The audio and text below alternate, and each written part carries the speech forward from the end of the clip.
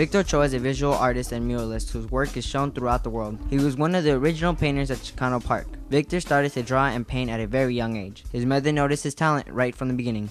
She noticed me around 5 years old when she gave me a bunch of crayons, and I remember it was the neighborhood kids and everything that we were sitting like in a big patio table, and she remembers that the rest of the kids were just doing these real basic stick figures and stuff, and she saw me that I put this character, I put a hat on them, and hands she thought that were pretty complicated because nobody was drawing hands, and mine had a cigarette in his hand.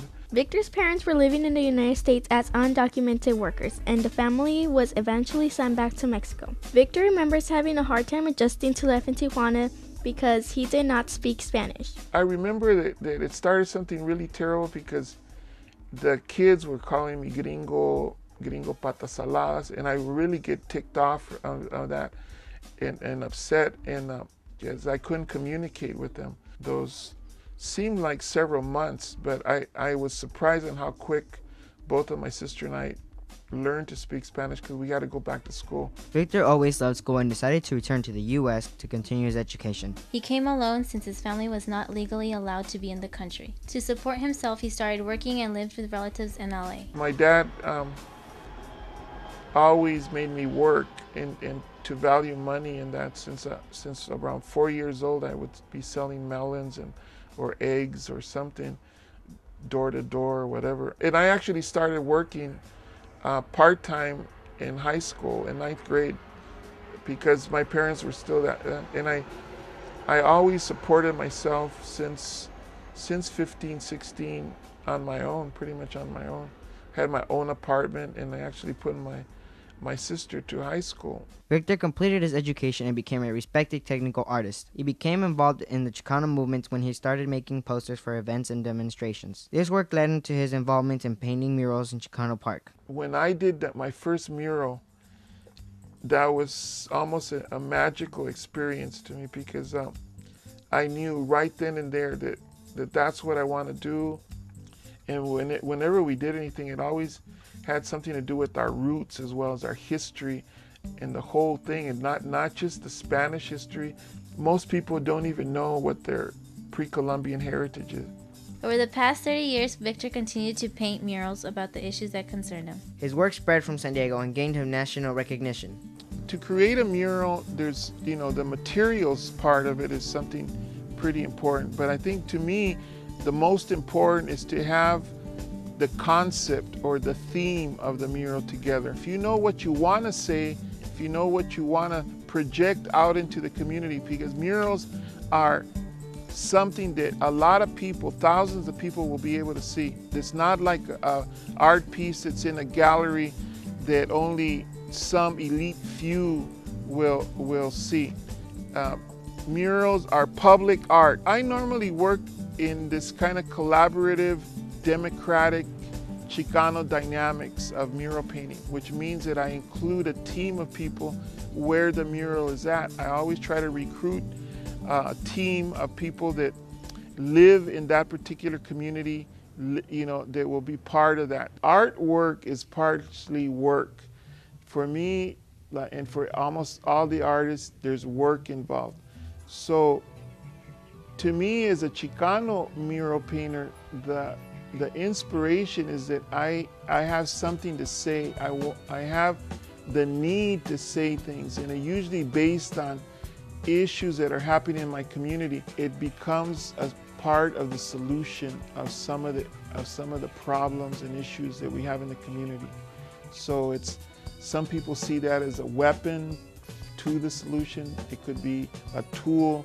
It's just part of a solution. Through his participation in the arts of the Chicano movement, Victor Ochoa became emotionally involved with the issues concerning his community. The main instigator for me to do a mural was issues that were going on in my community.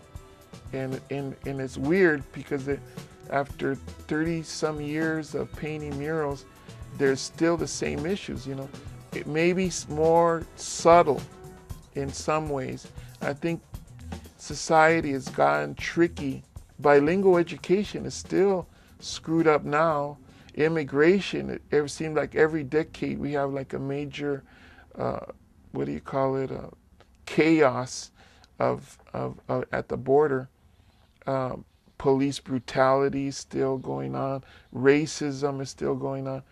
Things, learning about your own heritage or your own history is pretty zero. You can look at any high school book, and especially in California, and see what you find about Chicanos or Mexicans, Victor wanted his own kids to have an experience of going to school in Mexico and learning their own roots. He owns a home in Tijuana, and for a time his children lived there. Through his kids' experience, he saw the cultural divide that comes from living on an international border. A lot of times we just assume things are okay and are better, but there's like almost an invisible oppression going on that if you're not really sharp with it, you can't really tell. Your own kid is telling you that even after he would eat whole bowls of frijoles de la olla like me without a spoon, all of a sudden says he doesn't like beans anymore. I don't know, man. It's to me, there's this force of Americanization that I think has been practiced for decades, and I'm currently doing a piece called 1848 because I think as a Chicano, I think that that manifest destiny is still over us, and the fact that speaking Spanish is not like the coolest thing to do. In fact, if you have a Spanish accent, you're negatively stereotyped. Victor continues his involvement by teaching college classes and working with young people. He uses art to get involved in their community and make a difference in the world. Art is an educational tool. It's a tool that means a lot of different things. I mean, it can be an awareness tool.